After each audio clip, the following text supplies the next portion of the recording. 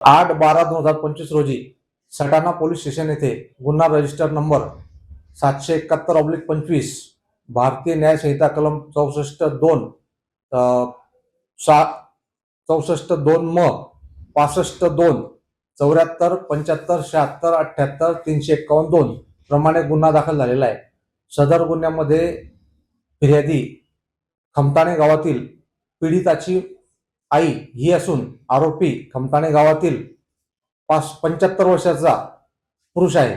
सदर गुन्ह्यामध्ये फिर्यादीची पीडित मुलगी वय 9 वर्ष ही आरोपीने 6 महिन्यापासून सलग तिला चॉकलेटचे आणि खेळायला घेऊन जाण्याचे आमिष दाखवून तिला वारंवार तिच्या शरीरावर कपडे काढून किंवा शरीरावर स्पर्श करून तिचा एक प्रकारे अत्याचार केलेला आहे।